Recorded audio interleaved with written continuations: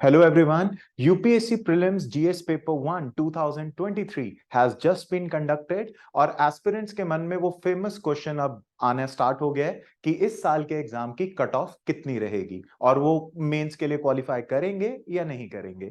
तो इस वीडियो के अंदर हम डिटेल में एनालाइज करेंगे 2023 प्रीलिम्स का पेपर और ये देखेंगे कि कट ऑफ पिछले साल के कंपैरिजन में हाई रहने वाली है या लो रहने वाली है। तो स्टार्ट करते हैं। अगर आप देखें पास्ट ईयर कट ऑफ्स को एनालाइज करें तो पिछले 3 साल के अंदर दैट इज 92 2021 में 87 और पिछले साल 2022 में प्रीलिम्स की कट ऑफ 88 रही थी। इसका मतलब क्या है, अगर आप 44 टू 45 क्वेश्चंस नेट सही कर देते हैं तो आपका सिलेक्शन हो जाता है और आप मेंस के लिए क्वालिफाई हो जाते हैं। और अब देखते हैं इस साल के पेपर का एग्जाम पैटर्न क्या रहा कि किस सब्जेक्ट से कितने क्वेश्चंस पूछे गए प्रीलिम्स के अंदर। तो out of 100 questions in this year prelims exam, अगर हम पिछले साल के साथ कंपेयर करें तो पॉलिटी की वेटेज बढ़ गई है। पहले 10 क्वेश्चंस थे, अब 16 क्वेश्चंस आए हैं और साइंस एंड टेक की वेटेज घट गई है, दैट इज 13 क्वेश्चंस थे और इस बार 9 आए हैं। तो साइंस एंड टेक की वेटेज घटी है, पॉलिटी की बढ़ी और ये अच्छा साइन है क्योंकि ज्यादातर एस्पिरेंट्स पॉलिटी के अंदर उनका स्ट्रॉन्ग होल्ड होता है और अगर उसकी वेटेज बढ़ी है तो वो इजीली अटेम्प्ट कर पाएंगे। लेकिन बाकी सारे सब्जेक्ट्स की जो क्वेश्चंस आए हैं इस साल के प्रीलिम्स में, that has remained almost same. जैसे इकोनॉमी के सेम ही रहे हैं 16 क्वेश्चंस, हिस्ट्री के सेम ही रहे हैं, ज्योग्राफी के ऑलमोस्ट सेम है 11 और इस बार 10 आए हैं, आईआर ऑलमोस्ट सेम 9 है, 8 आए हैं इस साल, और एनवायरमेंट के भी 18 और 17, इवन करंट अफेयर 10 एंड 11।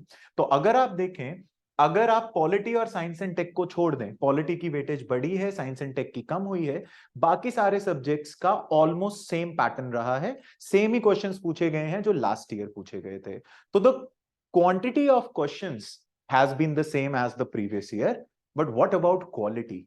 और इसके अंदर यूपीएससी ने एक शॉक दिया है, मैं क्योंकि सरप्राइज नहीं कहूंगा, और उसने अपना वो अनप्रिडिक्टेबल पब्लिक सर्विस कमीशन वाला टैग फिर से मेंटेन रखा है क्योंकि इस बार क्वालिटी ऑफ क्वेश्चंस काफी अच्छे आए हैं और पेपर एक डिफिकल्ट जोन के अंदर चला जाता है, जिस वजह से कट ऑफ पिछले साल के कंपैरिजन थोड़ा सा कम रहने का, काफी हाई चांसेस हैं कट ऑफ पिछले साल के मुकाबले कम रहने की। और ऐसा क्यों है उसको हम डिटेल्ड एनालिसिस के थ्रू देखते हैं कि कट ऑफ क्यों कम रहने वाली है पिछले साल के कंपैरिजन में। तो अगर आप देखें why cut off will be low, देखिए सबसे पहले तो जो सबसे बड़ा सरप्राइज आया है, पेपर अनकन्वेंशनल था। सी अनकन्वेंशनल क्वेश्चंस की वेटेज 65 थी। What are unconventional questions? See इसमें दो कैटेगरी आती है, एक है स्टेटमेंट बेस्ड क्वेश्चंस जिसमें आपको क्वेश्चंस दिए रहते हैं और आप पूछ लेते हैं statement 1 is correct, statement 2 is correct. ये एक अनकन्वेंशनल है, ज्यादातर एस्पिरेंट्स इसकी तैयारी नहीं करते, इसमें असर्शन रीजन भी आ जाता है। उसके बाद जो दूसरा सरप्राइजिंग एलिमेंट था वो था ये वाले questions, only 1 correct, only 2 correct, only 1 pair correct, only 3 correct. तो ये जो क्वेश्चंस होते हैं काफी ट्रिकी हो जाते हैं और अटेम्प्ट करना थोड़ा सा मुश्किल हो जाता है और ये अनकन्वेंशनल कैटेगरी में है। तो अगर आप इन दोनों को ऐड करें, 65 क्वेश्चंस, 100 में से 65 क्वेश्चंस अनकन्वेंशनल हैं और इन क्वेश्चंस के अंदर नेगेटिव होने का स्कोप बढ़ जाता है, जिस वजह से कट ऑफ कम रहने के बहुत हाई चांसेस हैं। इतना ही नहीं, हिस्ट्री के 13 क्वेश्चंस आए हैं लेकिन मॉडर्न हिस्ट्री के सिर्फ 2 क्वेश्चंस आए हैं और ancient and art and culture के 11।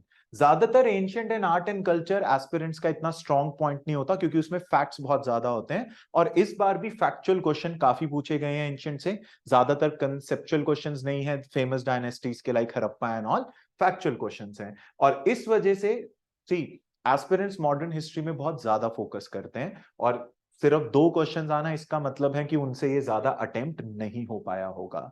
पॉलिटी की बात करें, क्वेश्चंस इजी थे पर ऑप्शंस ट्रिकी थे। इसका क्या मतलब है? Unconventional questions. तो क्वेश्चंस आपको आते हैं लेकिन ऑप्शंस इतने ट्रिकी थे कि वो कंफ्यूज करके आपको नेगेटिव जोन में ज्यादा ले जा सकते हैं। इकोनॉमी इज इजी, आप अटेम्प्ट कर सकते हैं, लेकिन हाँ कंसेप्चुअल क्वेश्चंस थे। जो इकोनॉमी को ऊपर ऊपर से पढ़ते हैं, थोड़ा सा कॉन्सेप्ट्स को डिटेल में नहीं देखते, उनके लिए टफ हो जाएगा, लेकिन जो अच्छे से प्रिपरेशन करते हैं, कंसेप्चुअल बेस्ड क्वेश्चन इकोनॉमी में थे जो आप अटेम्प्ट कर सकते हैं। Science and tech was okay, conventional paper था, जैसे ज्यादातर क्वेश्चंस आते हैं 2-3 सालों में वैसे ही आ रहे थे, you can easily attempt it. IR की अगर मैं बात करूं, आईआर के मैप बेस्ड क्वेश्चंस थे और मैप बेस्ड क्वेश्चंस न्यूज़पेपर से। बहुत सारे एस्पिरेंट्स मैगजीन्स के चक्कर में न्यूज़पेपर को इग्नोर कर देते हैं, और आईआर के अंदर ज्यादातर क्वेश्चंस न्यूज़पेपर बेस्ड थे। अगर आपने न्यूज़पेपर को रेगुलरली नहीं पढ़ा है, एनालाइज नहीं किया है, तो आपके लिए आईआर टफ हो जाएगा, और बहुत सारे एस्पिरेंट्स ये गलती करते हैं। ज्योग्राफी के अच्छे खासे क्वेश्चंस थे, कुछ कंसेप्चुअल कुछ फैक्चुअल। तो कंसेप्चुअल क्वेश्चंस आप इजीली अटेम्प्ट कर सकते हो, फैक्चुअल में थोड़ा सा प्रॉब्लम आ सकता है। एनवायरमेंट के अंदर अब देखो, एनवायरमेंट में एक और चीज है, ज्यादातर एस्पिरेंट्स एनवायरमेंट को करंट डायमेंशन से पढ़ते हैं, वो स्टैटिक पे इतना ध्यान नहीं देते, करंट पढ़ते हैं। लेकिन इस बार सारे ही क्वेश्चंस स्टैटिक बेस्ड थे, करंट बेस्ड क्वेश्चंस बहुत कम थे। अगर आपकी स्टैटिक नॉलेज वीक है, एनवायरमेंट आपके लिए टफ हो जाएगा। करंट की बात करूं, करंट अफेयर्स की, अगेन फैक्चुअल क्वेश्चंस बहुत थे, अवार्ड्स वगैरह से क्वेश्चंस पूछे गए हैं, जो कि अगेन ये वही है कि जिसने पढ़ा है वो अटेम्प्ट कर सकता है, पर you can not bank on them. तो ऑल इन ऑल अगर मैं बात करूं, कुछ क्वेश्चंस ऐसे हैं जो आप इजी लाइक 30 टू 35 क्वेश्चंस आप इजीली अटेम्प्ट कर सकते हो, पर उसके ऊपर जो क्वेश्चंस हैं, ऐसा नहीं है आपको वो क्वेश्चंस नहीं आते, लेकिन ऑप्शंस बहुत ज्यादा ट्रिकी हो गए बिकॉज ऑफ दिस पैटर्न जो अब यूपीएससी जिसके ऊपर शिफ्ट हो रहा है। तो अनकन्वेंशनल क्वेश्चन 65, हिस्ट्री से सिर्फ, मॉडर्न हिस्ट्री से सिर्फ 2 क्वेश्चंस, पॉलिटी के अंदर ऑप्शंस काफी ज्यादा ट्रिकी कर दिए। तो ये सारे जो फैक्टर्स हैं, ये लाइक आई थिंक इन सारे फैक्टर्स की वजह से कट ऑफ कम जाने के बहुत ज्यादा चांसेस हैं। पिछले साल के मुकाबले तो डेफिनेटली कम जाएगा। और अगर आप ध्यान से देखें, द पैटर्न ऑल्सो, द जो हमने यहाँ पे डिटेल्ड एनालिसिस किया है, ज्यादातर एस्पिरेंट्स इसकी प्रिपरेशन नहीं करते हैं, है ना, जैसे न्यूज़पेपर स्किप कर देते हैं या स्टैटिक पोर्शन को इतना वेटेज नहीं देते हैं। तो अब बात करते हैं कि फिर इस साल की कट ऑफ कितनी जानी चाहिए, लाइक प्रिडिक्शन कितना होना चाहिए। देखिए, पिछले साल 88 गया था, 88 गया था। इस साल because of increase in unconventional questions, unconventional, see ये एक नया पैटर्न है अब जो यूपीएससी आ गया, because of increase in unconventional questions and lack of questions in history, modern history specifically, definitely cut off कम जाने वाली है। एग्जैक्टली कितनी कम जाएगी वो हम जैसे जैसे ज्यादा स्टूडेंट से इंटरेक्ट करेंगे, एक सैंपल साइज बढ़ेगा, तो मैं आपको बेटर नंबर दे पाऊंगा। लेकिन अभी के लिए I think 78 to 82 for 2023, 78 to 82 के अराउंड कट ऑफ जानी चाहिए। किसी भी हाल में जर्नल कैटेगरी के लिए 82 मार्क्स से ज्यादा कट ऑफ नहीं होगी इस पेपर की, क्योंकि पिछले 5 साल में सबसे टफ पेपर है, क्वेश्चंस बहुत ज्यादा ट्रिकी हैं। और आप देखिए, जो नॉर्मल कन्वेंशनल चीजें पढ़ने के लिए बोला जाता है एस्पिरेंट्स को, वो इसके अंदर नहीं था। और सबसे बड़ी चीज, ज्यादातर एस्पिरेंट्स एक टेक्निक यूज करते हैं, एलिमिनेशन टेक्निक। 65 क्वेश्चंस अनकन्वेंशनल होने की वजह से, ओनली वन स्टेटमेंट करेक्ट, उनकी एलिमिनेशन टेक्निक 65 क्वेश्चंस में चल ही नहीं पाई, और वो एक बहुत बड़ा फैक्टर और रोल प्ले करेगा, जिस वजह से कट ऑफ कम जाएगी और नेगेटिव्स इंक्रीज होंगे।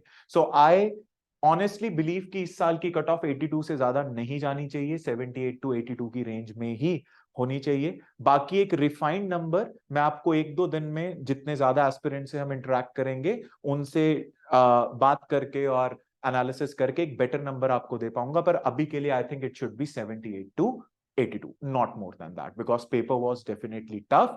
There was no modern history question and elimination technique totally failed in this exam. वो लगेगी ही नहीं, right? तो this is my prediction. आपको क्या लगता है, आप कमेंट बॉक्स में बता सकते हैं। And just all the very best to all the aspirants. आपने बहुत मेहनत करी और आपने इस एग्जाम को अपना बेस्ट दिया है। अब 1-2 दिन रिलैक्स करो और उसके बाद पूरा एनालाइज करके अपनी मेंस की प्रिपरेशन पे शिफ्ट हो जाओ, because cut off and all are secondary. आपको एनी हाउ मेंस की प्रिपरेशन करनी है, तो ये सारी चीजें हो जाएंगी, लेकिन 1-2 दिन का रिलैक्स करके just start your mains preparation, क्योंकि आप टाइम वेस्ट करना अफोर्ड नहीं कर सकते। All the very best, thank you.